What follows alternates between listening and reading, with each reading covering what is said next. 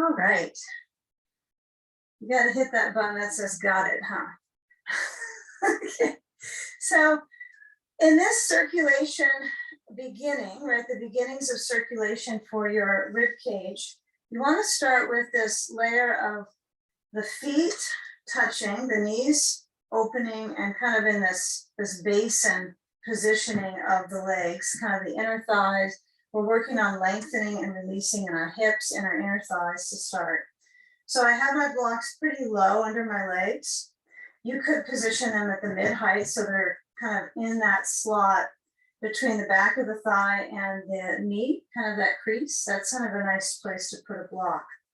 And then as you guide your waist back, you want to find that there is, instead of trying to push the arch in your back, your spine, think about or work your way to getting your ribs and your knees are open, right? So why not have the ribs have a spatial kind of reckoning here? And then before you know it, there's a blanket there for your head. If your throat starts to get a little bit tense just from this pattern of lowering down, give yourself some time to feel the movement of the breath through the nose and out through the mouth before you add any sand, if you are adding any for this first pose.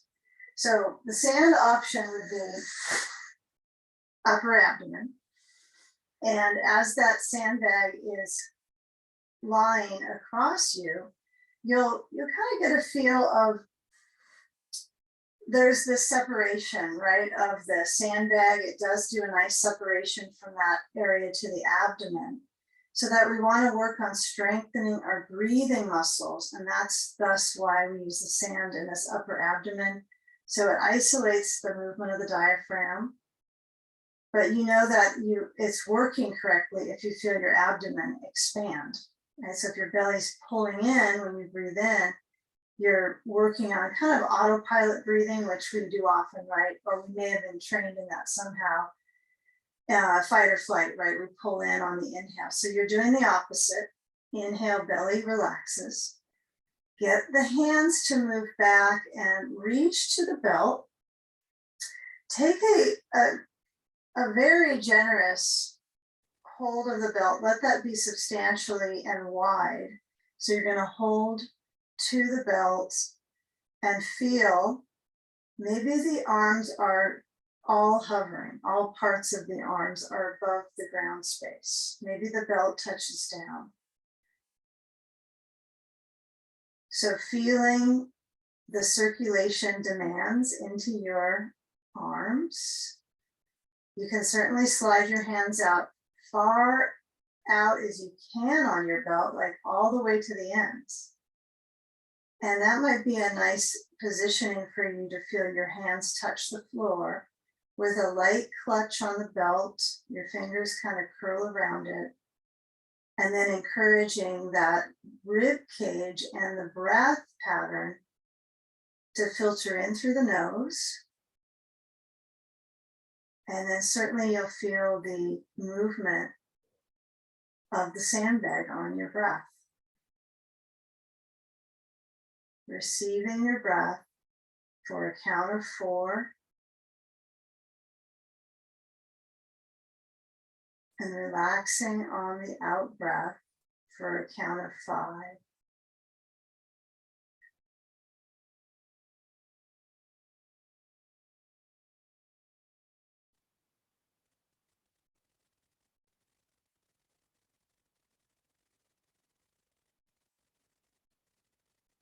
Even if the abdomen seems to move up very small amount, that's okay. So you might find that after you slow down your consciousness into your practice, that the movements are really subtle, that are helpful.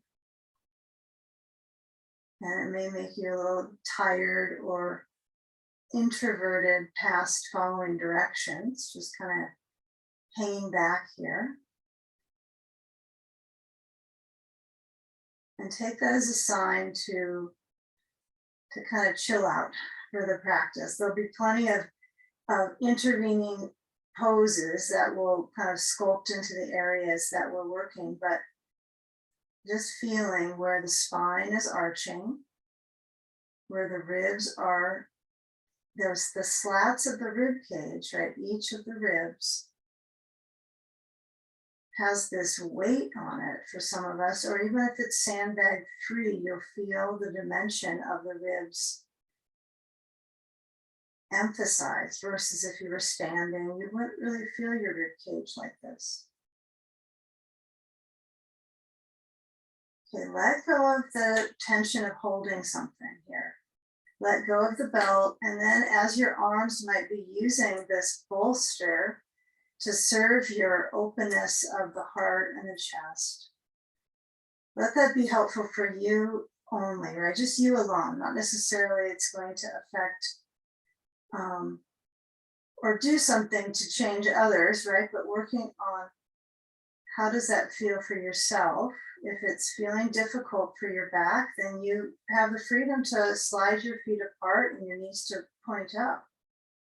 And that's still a good thoracic strengthening phase, right? Okay, now we're all going to move our way to remove the sand. Keep it nearby, and I want you to bring your knees to point up and then feel towards where one of the blocks, I know it's hard to know where it is with your head back, but you know it was near your knees. So reach down. If you can't find one, use your foot to push it around to get to your hand. And then we're going to push down into both feet, and we're going to slide that block flat or at the second height right next to the bolster. And maybe an inch away from the bolster so it really holds the tailbone. And I think the flat is a good range right now. I know that seems like if you go higher, it would be helpful, but we are going to get on the bolster in just a moment, so the height will happen. But I want you to work with your hands to the rib cage and simply alternate moving your knee in towards the chest. Change the block under your pelvis if it feels like it's digging in or it's not selected in a space that's making it easeful for you to alternate the knee in towards the chest. So one leg at a time, of course, but feel how the rib cage, especially if you're not talking, is pretty quiet and still. You're kind of exercising that consciousness of your back muscles, kind of looped up into the back of the leg. Now, if you can feel your knee draw a little closer, I would encourage you to sample that sensation of just a little bit more emphasis of the leg moving in towards your chest. You don't have to hold onto your ribs any longer. You can let your arms open out. I just like to have that so I keep them in a pretty centered place, right? Of course, they're not gonna go splaying out of body, but sometimes when you hold on to something, that can be helpful. Now, taking a couple more of the marches.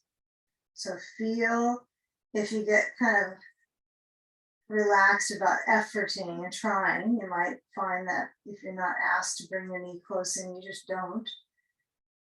But the opposite leg and into the foot on the floor is highly important here to monitor that movement in the back. And then if it's been feeling good for you to do these alternating patterns, you can certainly keep going with them. But what we're going to work is to move our block away, keep it next to your bolster. Both blocks are going to be needed pretty soon. So I want you to maybe kind of negotiate where that other block is and get a little higher by your bolster.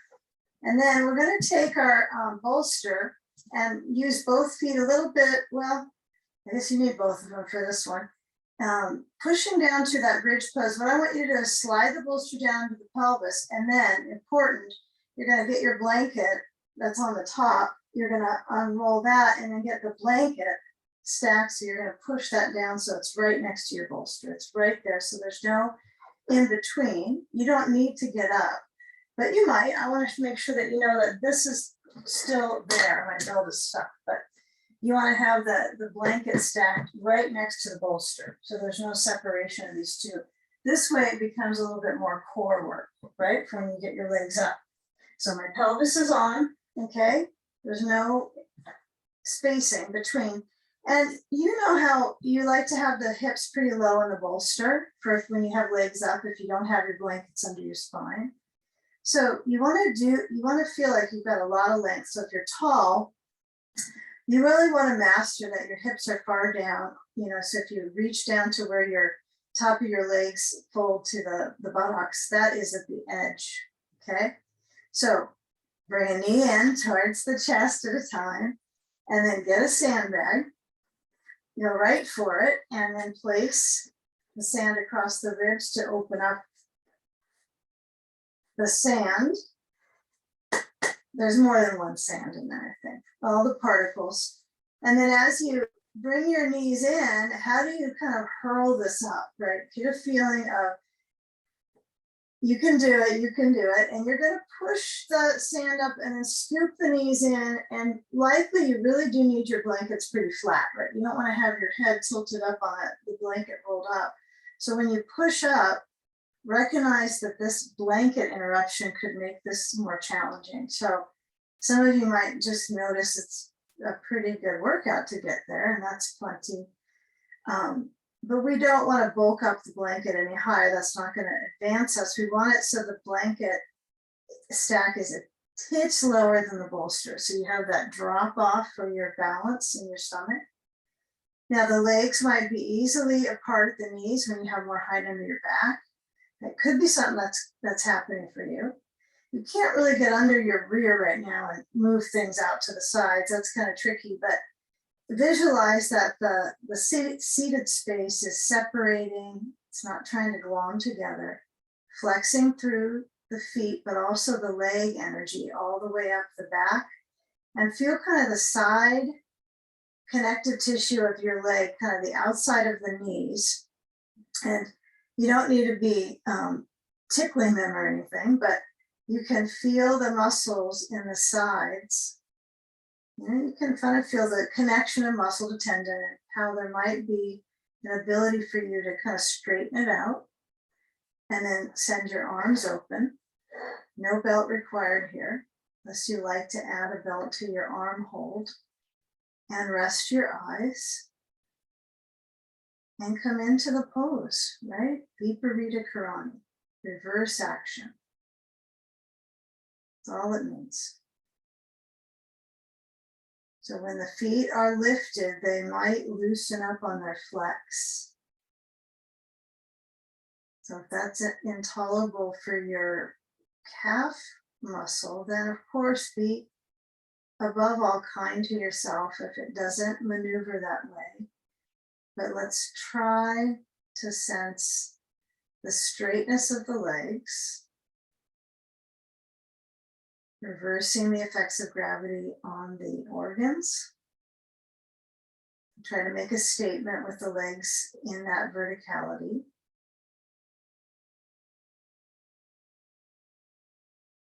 And the shoulders are efforting a little bit to move back, as if you're trying to lower them down into the blankets. The ribs open.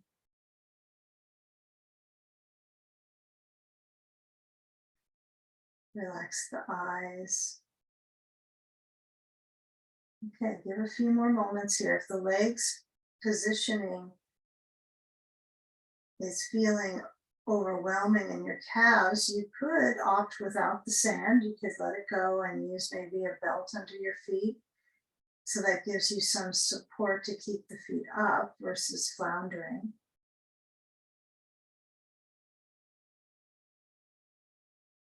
But visualize that weight bearing in the knees, right? Because it's a collection of movement, of strengthening.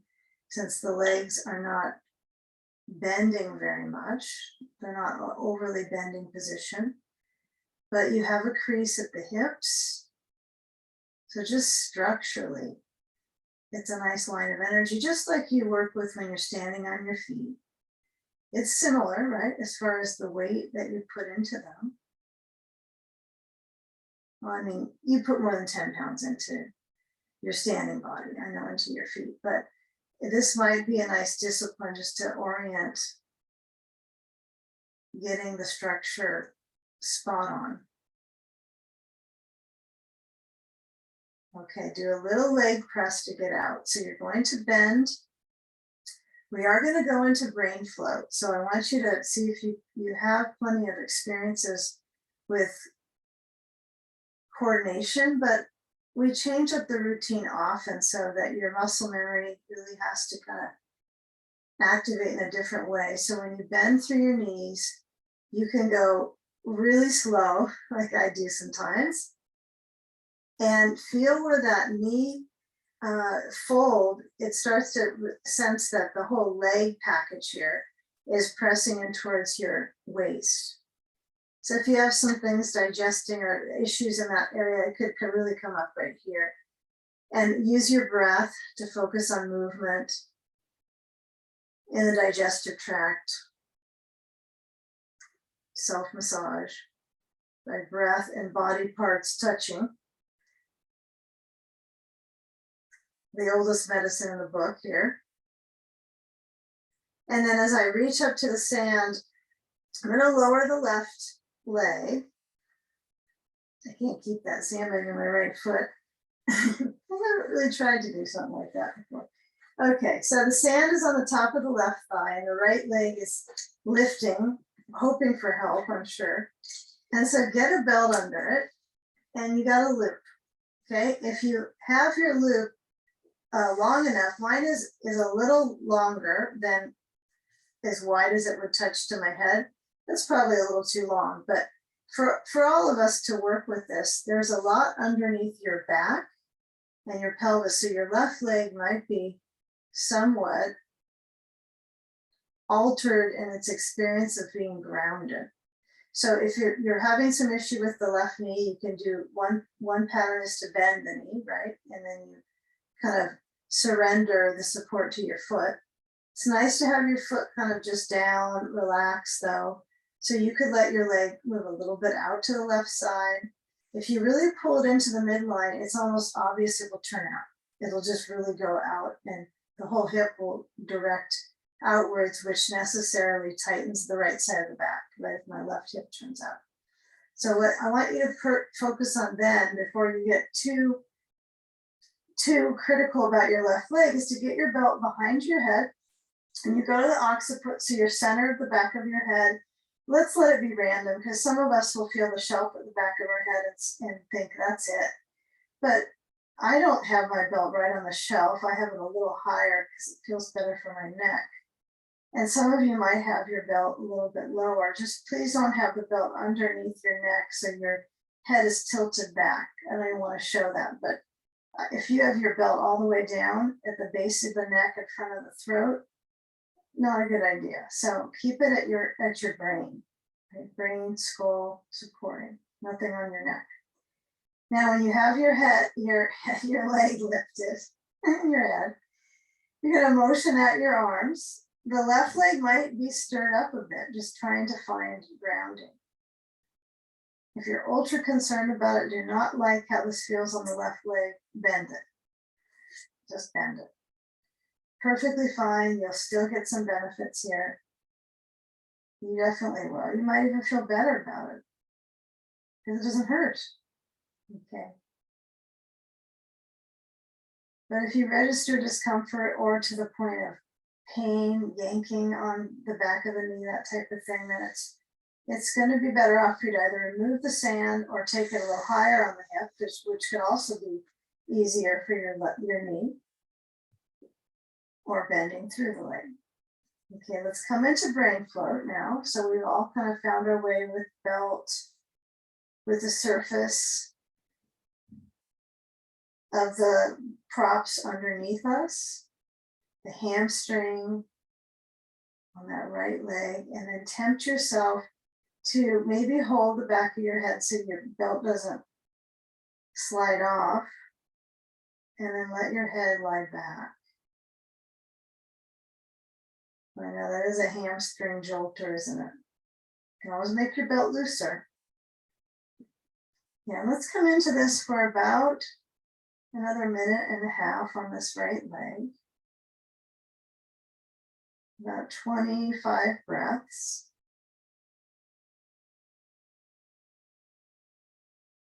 And through that time, you might be steering your head a little side to side.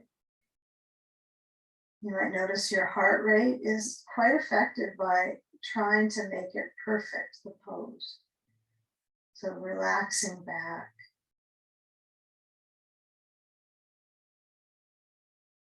I feel a lot of energy in the hamstring for this one today.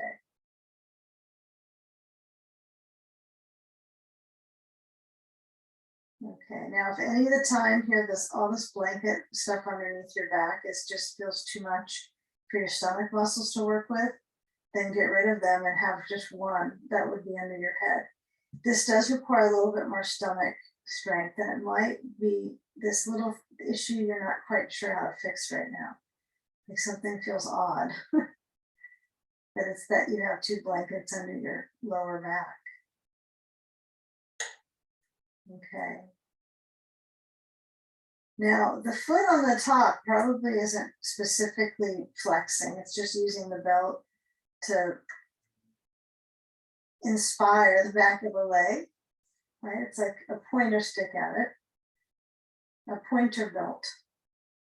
All right, now when you switch sides, see if you can kind of move smooth. There's no reason not to. Yeah, let this be a good process for you, as if it's a sequence that's really self-care as healthcare, right? So take it significant motion here. Move your sand off the left leg and switch the belt. Actually, you don't have to switch the belt. You can just switch your foot up in the belt. And when you do, you might need your hand on the back of your head at the belt so that you can alternate and lower that right leg and then feel, even without the sand on the leg, maybe you like that better. To me, that feels pretty nice.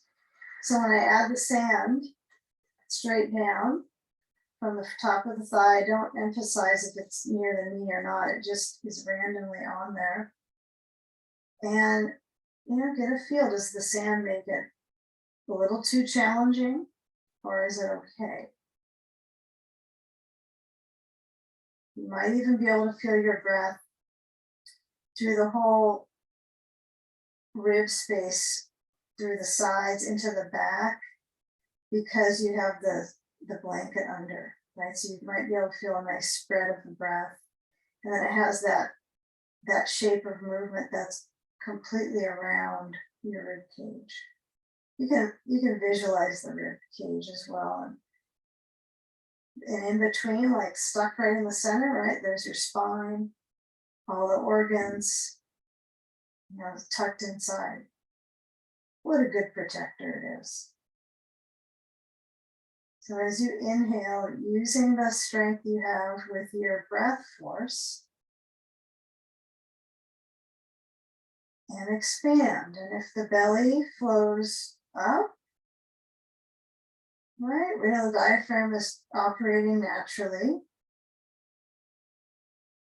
So we want to get a feeling of expanding, softening the belly on the inhale.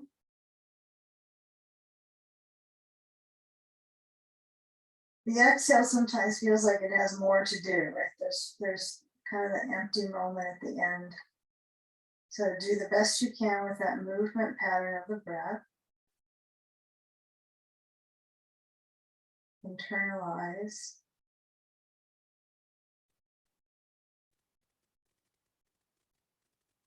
Okay, so give a few of these moments here to get a feel of where the leg is elevated.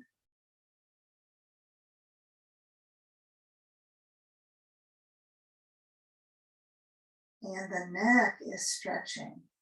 Right? So the movement of the belt from the back of your head around your head, right? It's not tied in the front like a bow at the front, I know that, but in some ways the energy does pull the brain stem a little bit to create this kind of holding sensation of your head, which by nature is soothing, right? If your head is being held like this, maybe this is a good way for it to be held because, you know, it's you working with a prop, not like an outside person. So sometimes this is kind of nice because you can monitor it energetically. You don't have this outside source holding your head, just you and a prop.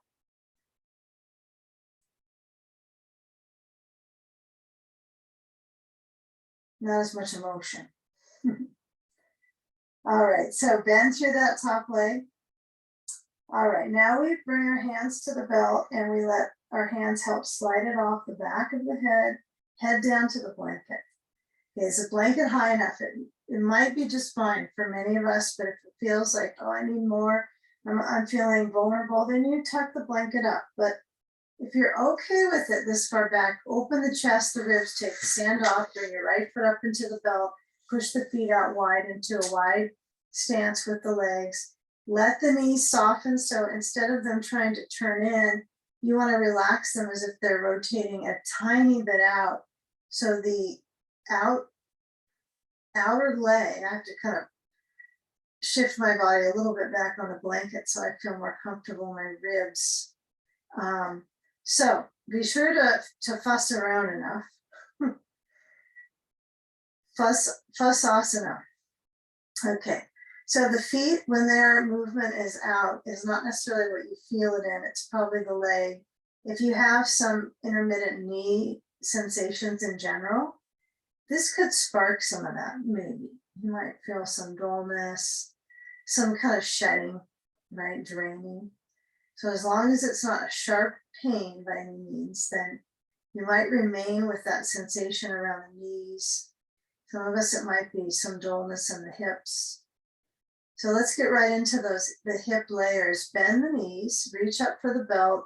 If it's a strain to get your hands up, remember it's this blanket set that challenges us. So do the work that you can to try to keep the balance there. Hold on to the belt. And then we'll slide the left foot out. And I want you to let your left foot either be bottom of the foot down or the leg stretched down. I like to try to get it straight down. And then cross that right leg over to the left by holding the belt with your left hand. Okay, again, I know that the back is trying to press down, but you've just got this limitation with the blanket. So feel the movement of the rib cage. I know if the leg crosses over, it might not really help you expand. You're sort of stuck trying to figure out the right hip. Okay, lurk there for a few moments with the left hand holding the belt, the right leg crossed over to the left. Good. Yeah, if it's awkward for your core strength, instead of trying to toss your leg farther, see if you can keep the right arm open. And maybe your leg just doesn't go as far.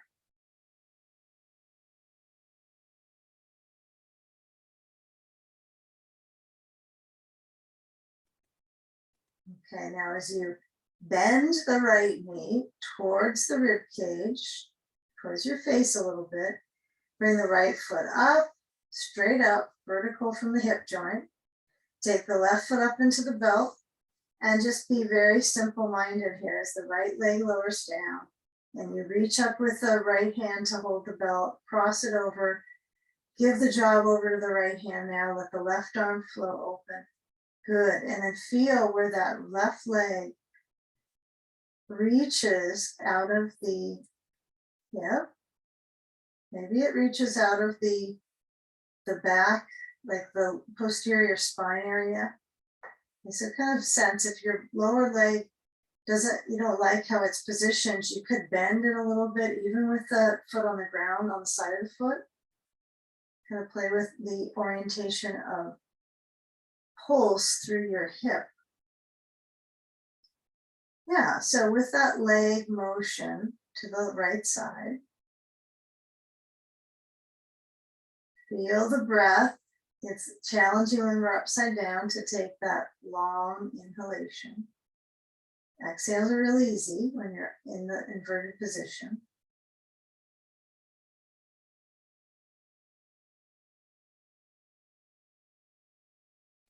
Okay, now bend through that left knee just a tad so that when you pull that left leg back up center, we're going to slide the belt out, but bring the right foot in, knee up, both knees meet, and then take a block over next to your left side of your bolster. Bring your knees over to that, or your left knee to that block. So that means I'm going to push my block a little bit out to that left side. So if you can't see the block, it's besides my bolster. I have it is either height. I think the second height is a little easier for my hip. The low height is just, I'm almost falling away from my bolster. But I want you to stretch your right arm open and then feel if you can turn your head.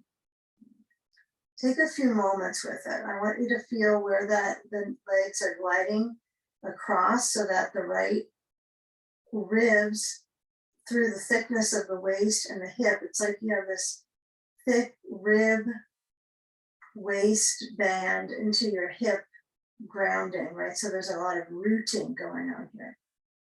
This is a good one for a sand on the hip too. But if you don't want to put sand on your right hip, don't worry about it. It'll be a short pose. Even a few moments with sand can be nice, huh? So you choose. You don't have to do anything. You could be napping right now.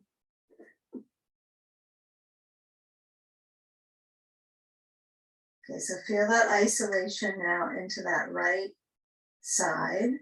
And then we'll take it to the second side. So knees over towards the right, use a block next to the bolster. Turn it up to the second height. And then the legs are gonna move. Now, the top leg won't necessarily stack evenly with the lower knee, right?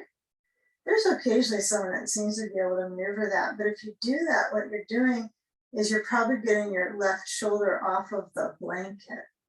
So if this is what happens, you compensate and then this comes up so you get your knees closer. I'd rather have you not do that at all and let them be organic, right? They're touching the way they touch.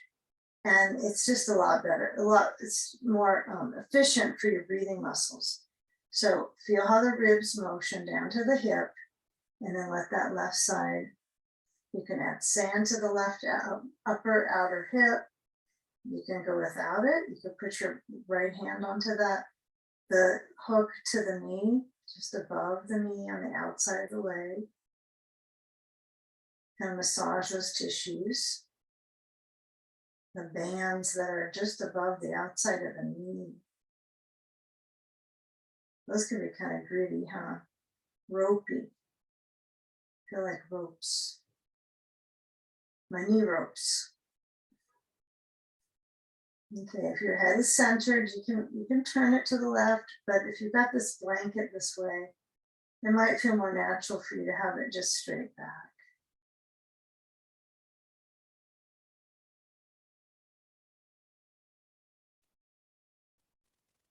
Yeah, check in with how your back feels. This is going to be a large change coming up with our support. So feel how much, this is a lot of demand, how we've set it up for a good amount of time now. Okay, now let go of the connection with the legs to the right. Sand goes away if you had it. And then when you bring your knees now back to the left, you're gonna slide down the bolster towards the foot of your mat and then come up and position for side sage, which you can now do it a little different than you may have done for a while. So the nice thing about the blankets, I kind of like to shift it around for my ribs, almost like I want to change the routine for my rib cage, my breathing muscles. But what I'm going to do is gather my sand, and I'm going to use a ball, but up to you. You might want to block overhead. So this is one way you could go with it. Depends on your shoulder though, doesn't it? So you can have your connection be like this, right? So you can have your arm long. This might be a real no-no for some of us with our shoulder. You want your block to be on the inside line though, not on the back. It's too much stress. Then you would add your sand, okay? And or you can turn your bolster. Well, actually, if you want to use the blanket under your head like you normally have, If you want this space between the bolster and the blankets, just push the blankets back a little bit, just enough so you can put your head on your blanket, and then you could add your block on top of your blanket. This works really nice. I think this is my favorite option. Okay. And if your shoulder craves to move straight back, maybe somebody's does, then we have the choice. And it's been shown. So get a feel now with your sand. If you have sand or a bag of rice, use it. And then placing that support either across the hip, that's kind of easy going, it makes it simpler. And then if you have that positioning of that left arm between, and then stretch the right arm over or keep it in motion out, back and forth. Yeah, get a feel if the circulation from your hip, which may not really help you very much right now, but it is that connection of feeling the anchor of the legs, the centeredness of legs, and the reaching of the side of the body. Yeah, truly let the weight of your head relax into the props. Even though it doesn't seem like you do a lot with your arms, like muscle-wise in this class, you do a lot of reaching and range of motion constantly. It's like they're essential parts of the poses. The arms, right? The limbs, especially the arms for today. So if it gets exhausting, your arms get tingling down, then use it as a sign to back off with them. You can always put your right hand on your bolster here. You might need more support under your head if your neck is feeling a little tighter or your arm can't lift as much. Then you can double up the blanket on the top, roll it up a little bit, and then let your head relax onto it. Yeah, so give a few more moments. And suddenly we've had to have our head somewhere supported now this whole time. So notice if you're able to let your head relax, or if you know how to set up to relax the neck, the brain.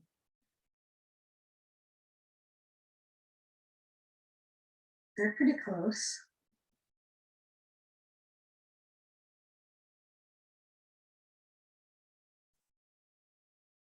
Okay, expressive with the breath. Now we're going to come into a downward dog, purposely so that your head is not pushing into anything. It's going to be more traction for your neck. So if you can come out of this shape and feel that it's a twist to get out of the shape, where I have to rotate carefully with my rib cage and then just turn uncross to that arm if it's under the bolster, or not, it's in between the bolster. There's an idea, let's put the arm under the bolster. And then come to table. If you need a blanket under the knee just to be here, that's okay. Of course, use it. Grab the blanket, put it under your knees. But as the hands spread out, lifting up the knees is almost like this immediate breath force to just monitor this position. So alternate bending through the legs. This doesn't mean you just work on knee movements. It could be your hips kind of move a little side to side.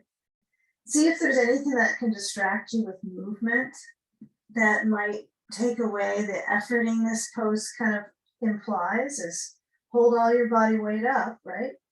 That's kind of where down dog is working to your favor for your muscles. And then take the feet close and take one leg out of the equation. Lift up a leg.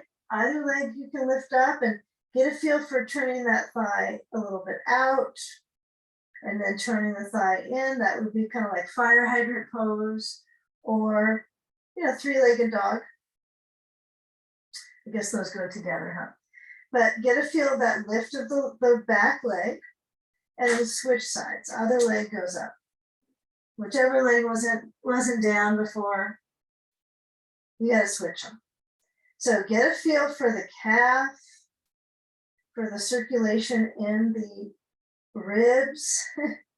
It's quite different than what you were just doing on your back for half an hour, 45 minutes, huh? Yeah, it's different pull in our spine. And then when you lower that left or right foot, you're going to bring your feet a little wider than hips distance and walk your hands, or maybe your feet a little forward and your hands a little bit back so you can meet the forward bend, and then let your brain situate itself down from the spinal column. Since it's usually on top of the spinal column, it still is, right? It's still the same orientation physiologically, but it feels different in the skin cells of the face when your head is down. It's a nice facial here. Good thing to do for circulation to the sinuses. So it sounds kind of funny when you're talking upside down too. So hold on to the elbows and let your head lean into it. Let your hands hold on, either elbows or the backs of the legs, or if you don't tolerate those, let your arms dangle. Nodding your head a little side to side. Remember, we're not holding the neck. And if the heart rate really shifts a lot and it's uncomfortable for you, the best thing to do would be to bring the hands to the legs, hold on, breathe slow, and come out if you need to, anytime. You can always crawl back forward and rest your head on the bolster.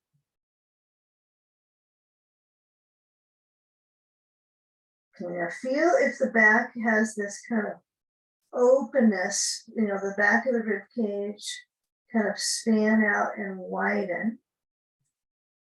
Like you've opened up this cape or like an umbrella right at the back, it's opening. Take a few moments letting your arms lower down, and then moments of lifting and lowering from your ribs in this position. So you're not trying to be pulled up by pressure of feet and mentally standing tall. You're being in motion with the breathing muscles and the flexibility of the legs, right? So that's two parts. Now, next time you come down, this didn't need to be very much. It's just lifting, kind of feeling the strength of your breathing with your spine. Do the whole pull of the spine. And the hamstrings, right? They go into it. So now well, actually, that's an interesting question. So walk the hands on forward. How closely connected are they? Bring your feet back so you're back into that downward facing dog. Feet need to be a good hips distance apart. And then have your hands push the floor away. Okay, feel the demand of the shoulders. Okay, can you do any motions of cat pose in your dog pose? Can you move anything in your back? So I want you to start to lower your knees down. And once they're down, see if you can move into cat pose. So chin towards the chest, spine loops around to the back, all the way down to the tail. Okay, toes can relax and then come back through an arch spine. Head forward and lifting up. Maybe your eyes get a little stretch towards the ceiling. And then close your eyes and come into cat. Chin moves towards chest. Once more, inhale. And why not add some of these patterns? Since I tend to run out of time to do this stuff, let's do it in this moment. So if you don't like, you need a blanket under your knees, add it. If you're fine with that one, stay with this. But move your bolster a little forward and you're going to come into an up dog and you'll let the bolster really hold the front of your hips. So it feels like the bolsters come up to help your body balance and feel that arch through the spine. Great. So the hands have to work mostly into the wrist guards. Okay, feel where the spine kind of accumulates the support, if you can consider that support. Okay, we're going to maintain the up dog for a few more moments. If there's something bothering you with it, to hold the position more than a minute, then notice the breath in the rib cage, and it might mean your head tips forward and back up, but feel the ribs rebound with the breath. It's almost as if you kind of whistle in this one with your breath. It's a little bit challenged. It's tighter in the lungs. Probably an illusion that it is, but we certainly are used to our easygoing breath with an easy posture. So come back to table and then take side sage with the right hip down. So you're going to kind of lean down to your right hip. The knee scoops up to the bolster in front of it, right? Not over it or under it. And then you take on the side sage with the right side down. So you might like this contour line into your side. So ball on the inside of the left leg, maybe sandbag on the outside, not the outside as much as it is the outside, but it's the side beam. And caution on pulling your neck a lot here. So even if you get to going, oh, I feel that strain, come down with your head, let your head lower down. Use all these other areas that are capable of their quick fire response to get things. It's not like your neck is used to grabbing something and pulling, right? It does a little more than maybe we wish it did to monitor our life. But see if you can relax your head. Use your sand wisely where it feels good. Maybe on your hip, maybe turn it lengthwise. And then come into the shape with the left arm reaching. You might have a block under your left hand. You might decide to open out your left arm instead. Good, and then feeling the moment of opening through the rib cage from the side, right? It's different than when you're on your back with your spine completely flattening, right? Supported, lengthening. Now your spine is coming from an arched position into the pose. Yeah, whether your arm is overhead touching down or not, the lumbar, all your natural curves are on display with this position. So you're really strengthening your back. If you were to kind of touch the spine area and kind of wiggle around, you'll notice it's all taut, it's tone, right? And the ribs are spanning. So a few more moments here. Head relaxing. Into the side beam. Belly expands. Okay, so take a few more moments. Good, feeling where the spine is in motion with the breath. Yeah, I just feel small little, spots along the posterior line along the sides of the spine that kind of light up when I breathe, but you might feel a generic tone in that area, like you would in a back bend type of pose. You feel tone. But we try to go with various tones in the back. We're trying to paint an interesting picture with our poses, aren't we? So give a few more moments of slow breathing.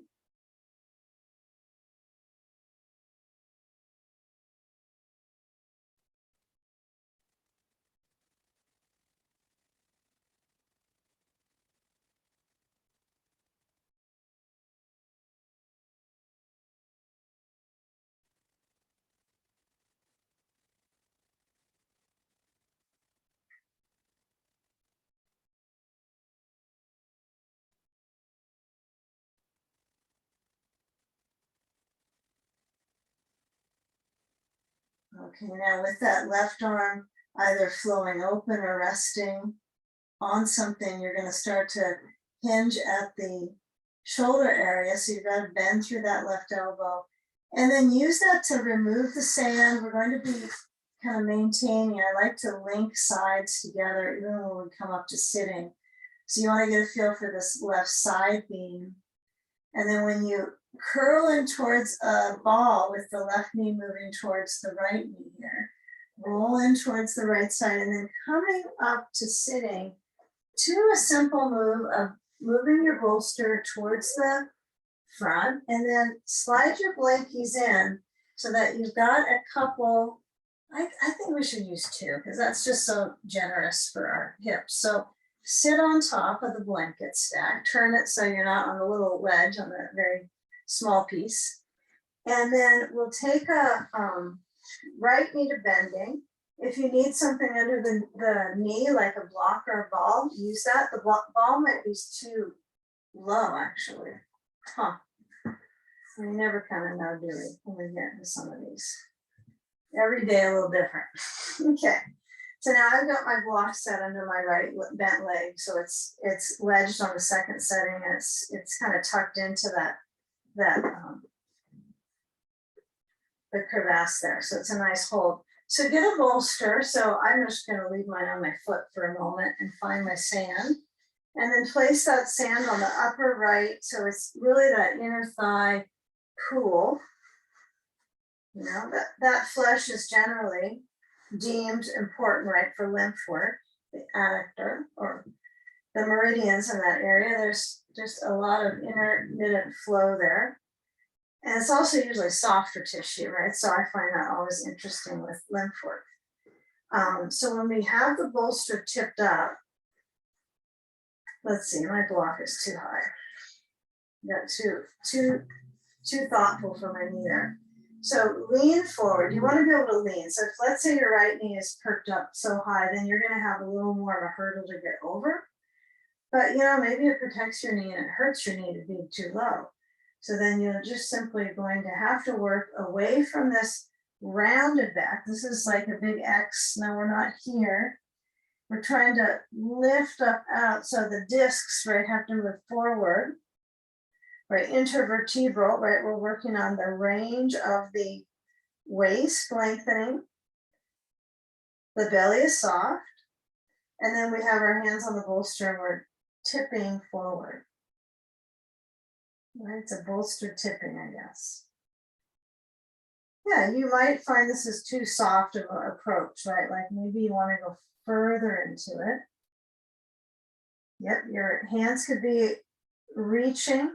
But if you get to a point where you're struggling and you're just kind of wanting to get away from this whole scene right now, you might put your head on your bolster, hands down, as long as you set up your back so it was lengthening. Now, if you're here and you're kind of rounding in, no, we don't want that. So some of us, this works fine. We can keep the discipline, but for some, it's just too much neck work. So leaning forward. Weight training with the neck. Aren't there like weight training things in the gym where people do stuff with their neck? With like, trying to remember, I used to see that sometimes, but I don't think it's been decades since I saw that happen. Okay, so lean forwards. Okay, the right thigh is probably warmed up. Lower the bolster and get onto the bolster with your left foot. I don't know what else is going to get up on there. Okay. Now, some of you are used to twists where you have the leg crossed, but I want you to try to let this be quite broad in the back of the pelvis. So if you were to tip forward and kind of lean into your forward bend again, you can feel that even though it's a wider base than if you were to cross this leg over, it's still kind of hinged up or held up sometimes. So notice how when you're here, you're trying to warm up and open this back space, this lower flap. We're going to turn our waist to the left and hold onto the right knee. And then if you need a block underneath your left hand behind you, straight back from the mid back, you're going to turn the waist, but try to keep that left knee open versus pulling it and pointing it up. Just let the left leg kind of flap open. No hooking with the elbow, just keeping the inner thighs stretching.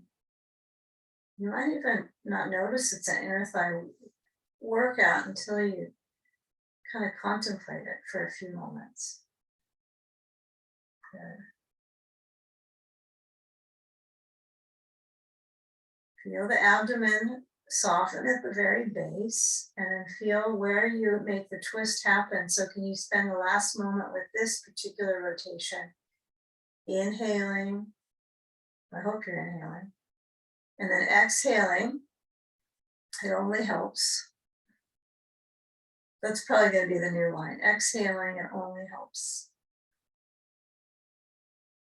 It's above the breathing category. Extra credit.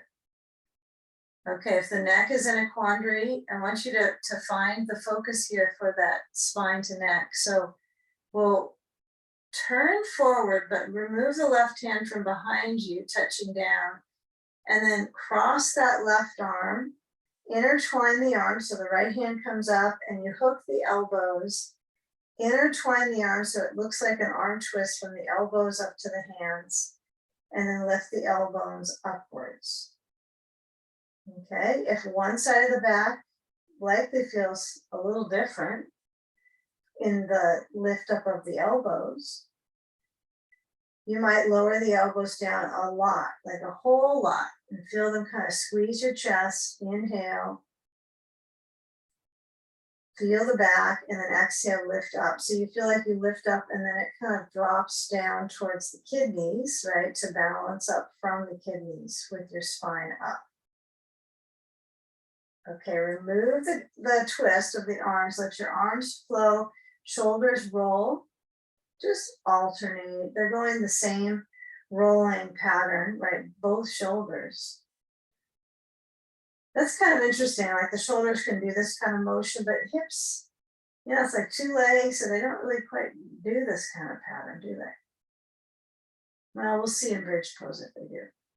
Okay, so let's shift. We're gonna move our left leg out. I think it might be best for us to get both legs to move out, to at least have this experience without your sand.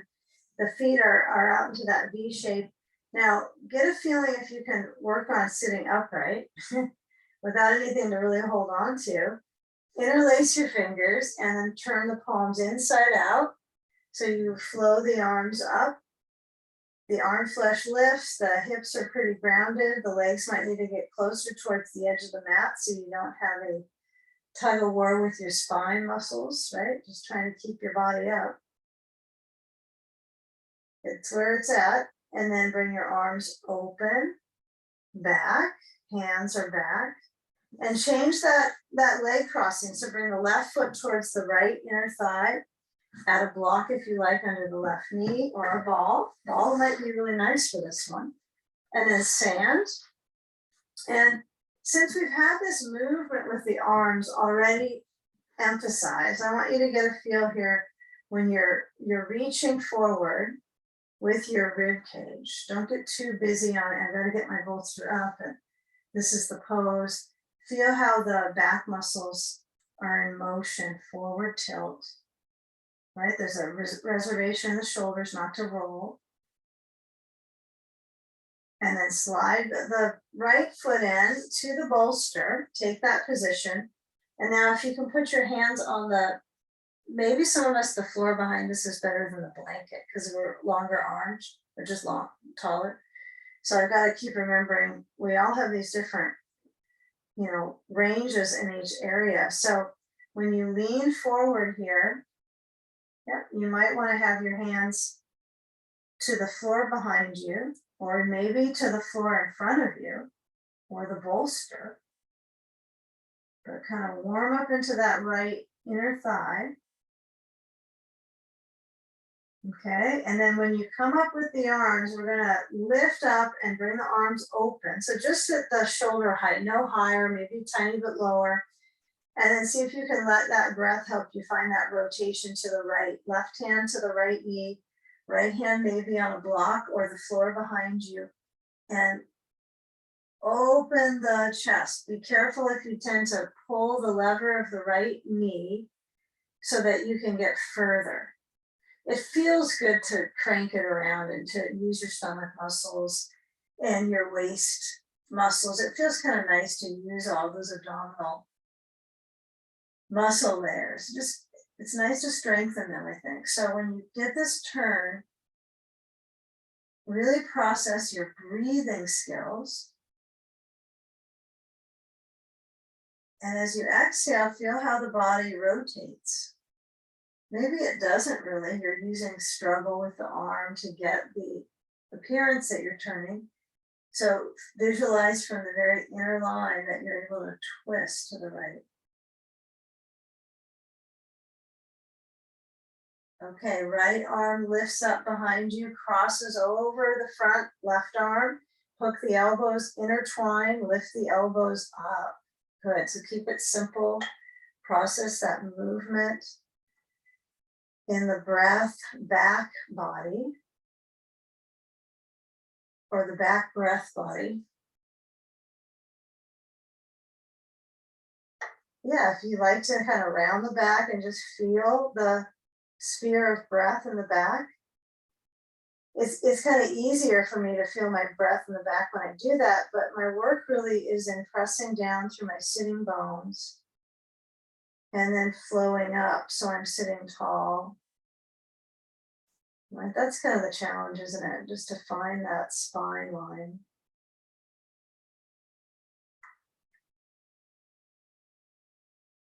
And then with simplicity, we let the arms uncross and roll the shoulders. Okay. Scan the feel of sitting, right? What is the observation when you're sitting upright? What do you have to effort to get there? I mean, is there a place that's kind of achy to be sitting?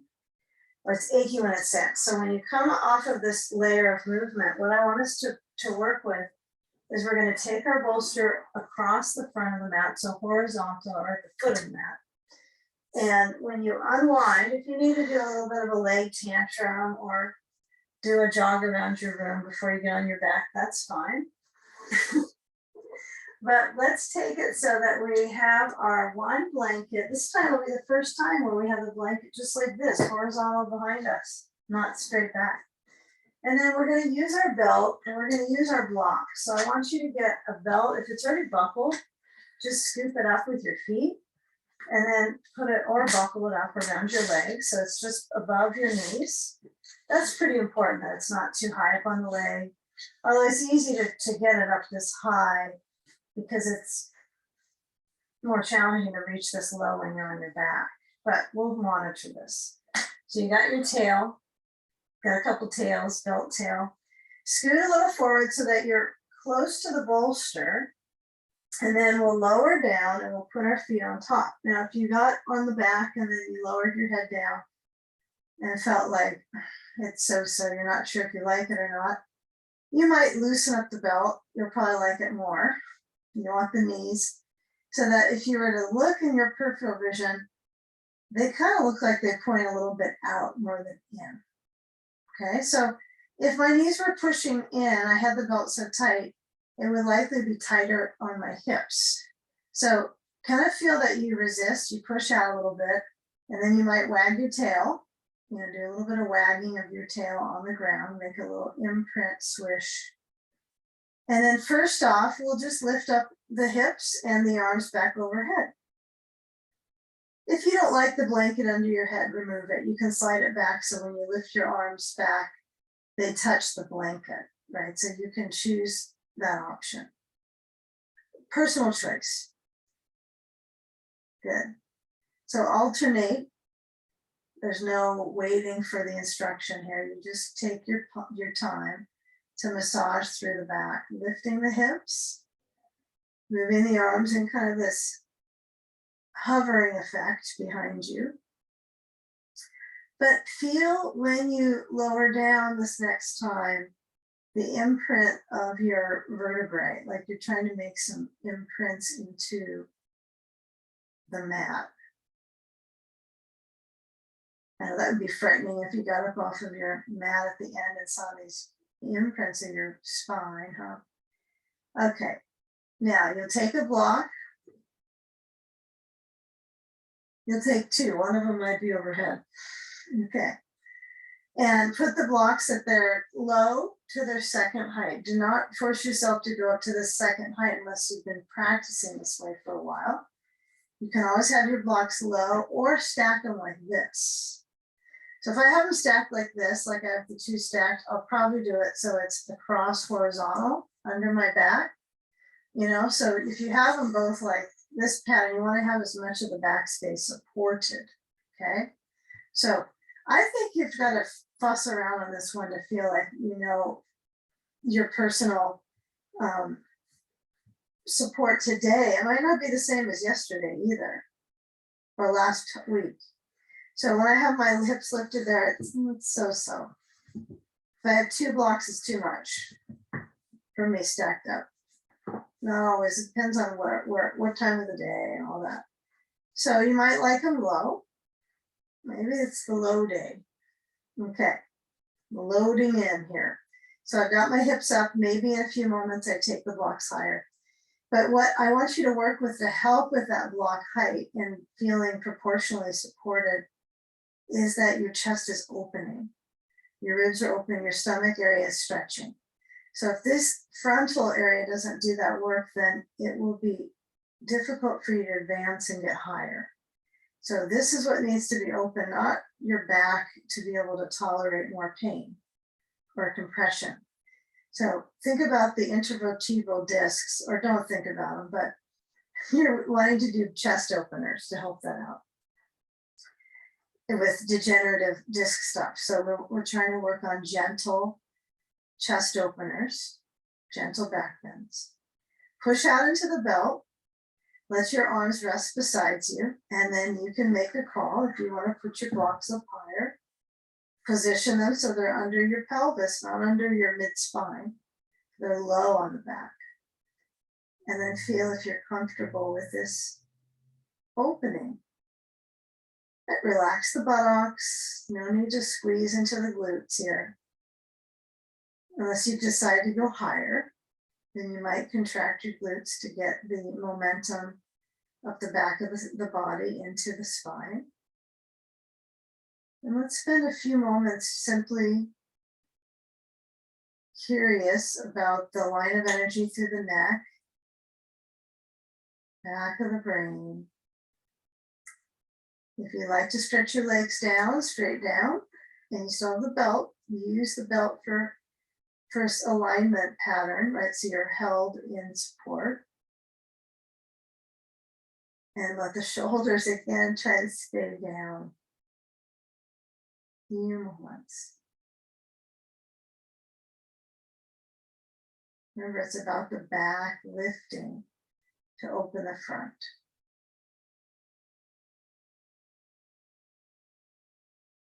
Okay, with a few options ahead, I want you to find if your legs are straight here. Use the leg energy to really relax into the belt. So you're not trying to bring your legs closer. You're trying to let them relax. Yeah, think about the front fibers of the thighs. This is a place you could put sand if your legs were straight. Because these fibers, when we come into our final set, we're trying to open up the side of them. But what about the hip flexors? It needs to open up, right? The weight might be useful. So those of you that want to spend a few moments with sand, if your legs are straight down, if the legs are bending, the sand would encourage that crease more. So not a great idea. An idea, nevertheless. And you might find if you put your sand on, your knees kind of fall out a little bit more. Okay. So everyone's in their own circulation option here, sand or no sand, bending or not bending. Now feeling where the feet are. So those of you that have the sand on the front, give yourselves a few more moments, and you don't need to listen to the next instruction until you're ready to come out. Okay? Disregard it. Okay. So feel those that are ready to come out sandless. Feel the feet pushing. and you're ready, I want you to kind of notice the integration of feet, pushing, hips, lifting. You got to use massive strength to get there. Slide the blocks all the way. Spine lowers down. I know if you get a little lopsided on it, you're going to get back to center because you got this belt. You can't lose your middle. Might be true. So bring the knees back in center and then unbuckle and take a leg crossover. So you choose if you want to use the bolster that's down and take the left leg over and cross the knees over to the right, you could go there. Okay. I find that's a little too much on my knee. I don't want to push my knee that way. And maybe some of you don't have a Zippo knee things and would never even think about changing. Don't need to. Don't need to. So those of us that want to move the bolster to the right side of the mat, take that option. You might like it anyway. And then cross the left knee over to the bolster. So your options really are to either cross the left leg over the right leg, knees to the right, or left leg over to the bolster. Okay. If you have a ball, use it at your sacrum, right? See if you can tuck the ball in and then add that sand as an option to your outer left leg, only if you feel it would be useful. Useful meaning it not only feels like it cements the pose, but maybe it influences the grounding experience of staying centered. It kind of cements the awareness, but it could also stretch it out a little more. And if that doesn't feel good, then don't do it. No requirement. But left arm is open, head rolls to the left. Feel where the neck is maybe in a natural arch right now. And when you swing your head over towards one side, how that influences both shoulders. Relax your breath. Gather your attention on the even rhythm of your breath.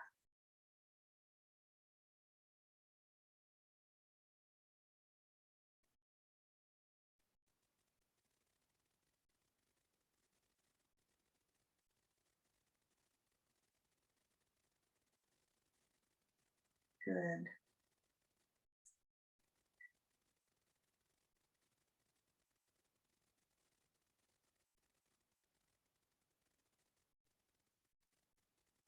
Maybe feeling the rib span, the vertebral column.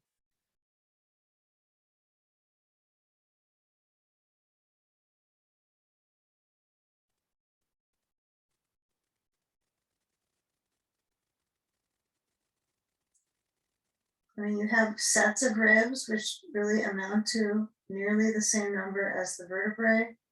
Sort of interesting, just as a matter of facts. But so you might be more in touch with your rib cage right now than your spinal column, but they all matter, right? To amount to a feeling of expressing and helping your circulation in your lymph right here in your armpit chest. Now, when you're setting up to change sides, take it easy and don't get too rushed about it. Last pose pattern before we do our last pose. So as you unwind, you might need to bring your knees to your chest, kind of hug them in, and then move the bolster to the other side. And you might want to bring your knees in, kind of shake out the legs, do a little tantrum. You might have your feet on the ground and kind of windshield wiper the knees. But however you track the movement, feel if you cross the leg over, like some may have done with the right leg over left leg now to the other side. And if you turn this way with your right leg reaching to the bolster, you might have some interesting habits one side to the other to get your rotation feeling, really fabulous in the waistband. So feel how this area in the middle, navel center and out, doesn't have a lot of opportunities to get this kind of movement during our daily, on our two feet and all that kind of regular experience we have. So yeah, this is kind of not regular. But you're regulating, right, the circulation now into your spine, your ribs, your digestive tract.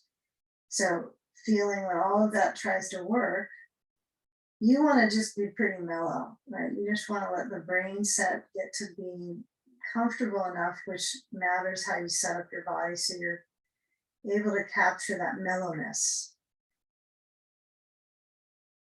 Some poses are more mellow than others, I'm sure. And your head rolls to the right. And your abdomen moves with the breath.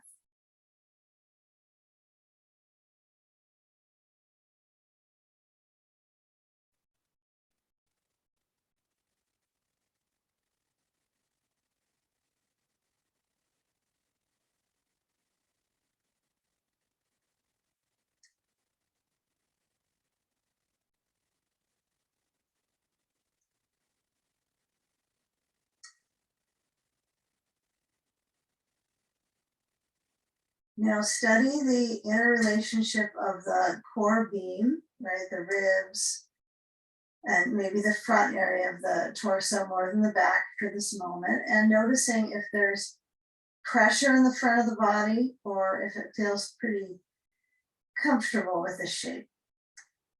So if there's a lot of pressure that you just have in your upper abdomen, then I would recommend that your last pose be legs up the bolster, right? So bolster bench.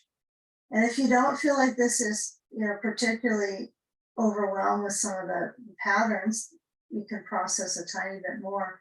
I would recommend that you do a little more of an inversion, which would be legs up the wall, chair shoulder stand.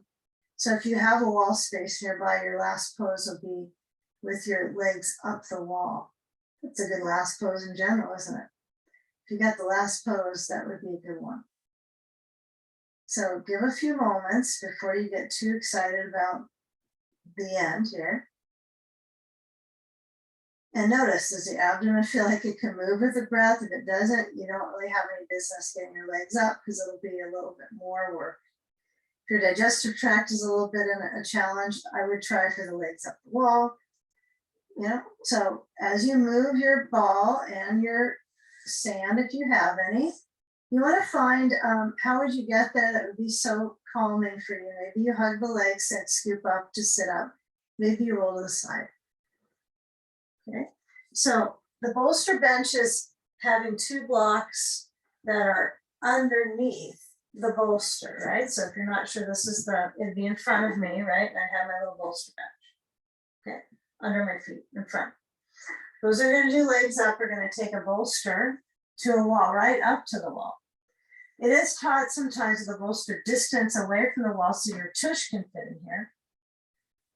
Yeah, and it might work better for some people with their core length. It's certainly taught in both ways, so I would not discount either of those there.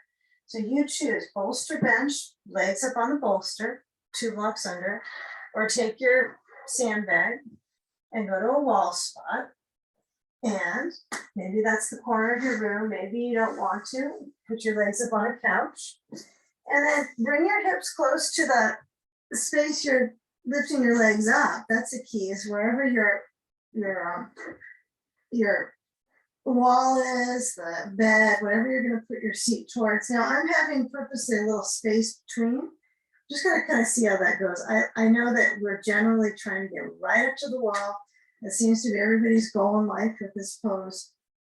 It does feel a little better, but I do find that it's taught both ways, so I like to check out both options, see what I come up with before I get sand on my feet.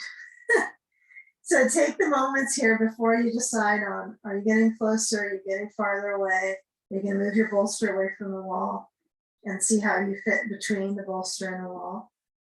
But your back should be, if you can put your thumbs around your back lower waist right above the buttocks, that area should feel like it can kind of stretch.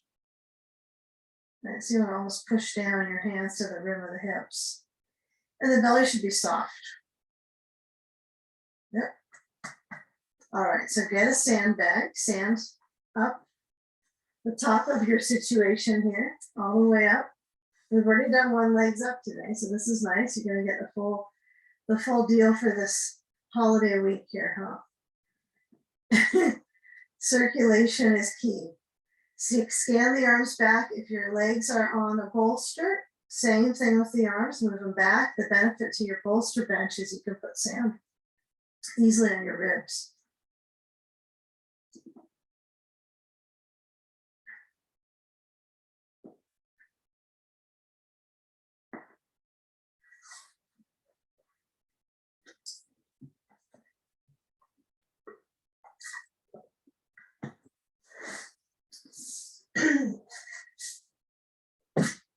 So take a few moments here.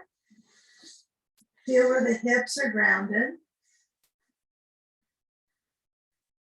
And obviously you'll feel the muscles in the ribs and also up into the lungs, right? So this whole area gets kind of flooded with flow, right? With circulation, reversing the effects of gravity to the heart, to the lungs. Sometimes it affects you in the moment, just like me right now, just all of a sudden, working through. Second inversion, right, within an hour and a half. So get a feel where the back muscles elongate. Turn the focus to a long breath. Exhale out of the mouth. Inhale through the nose. Really work on the abdomen moving with the inhale. And the exhale, feeling the ribs center back to that rounded shape of a core. Right? So it's wrapping around your core. I'm fairly intrigued by the idea of the amount of ribs we have, and that it's kind of equal to the vertebrae. Pretty close. So fascinating. Pretty amazing structures, and also pretty simple to let all that go and exist with your breath.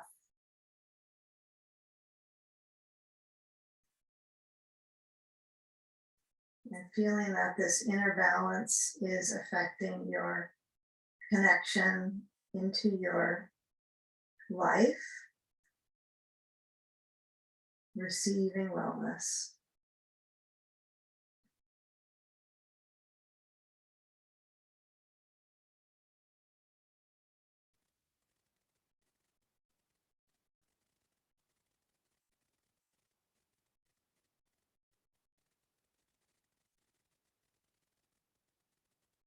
You know, whichever your height is under your legs, whether it's anything that you have the legs to, feel that upper region of the ribs expand, whether it's with the inhale or somewhere in between the inhale and the exhale. And then we'll start to shift our sand approach. So if you're on the bolster, it won't matter. You won't need to change this moment. But if we have our legs at the wall, we'll bend through the legs, and we'll, unless you have an ability to kind of fling your sand off to the side, and then let the legs shift back to the wall so the feet are touching the bottoms of them. You might slide your blanket back quite a bit and then scoot yourself down. Hug the knees into the chest without necessarily pulling your arms around them. Feel what body parts can connect together without using your extremities all the time. So your upper and lower, muscles, like your core and your legs. So you don't use your hands and your arms all the time to get somewhere. And then feel when you unravel that and come over to one side, and you'll come up to sitting and find a comfy blanket or little pillow you might have to sit up on. And the knees open, and feel that sitting bone basin like it's a bowl, like a pelvic bowl. And then you want that pattern of lift to become obvious, that the spine is holding up. And is it the brain holding that up, or is it the spine muscles holding up the brain? We don't know. But as the hands move to unity in front of the heart, take a moment to bow into your heart center and unite our consciousness just with the collective that's practicing here and out in the universe. To others, inhale and exhale, bowing into your heart.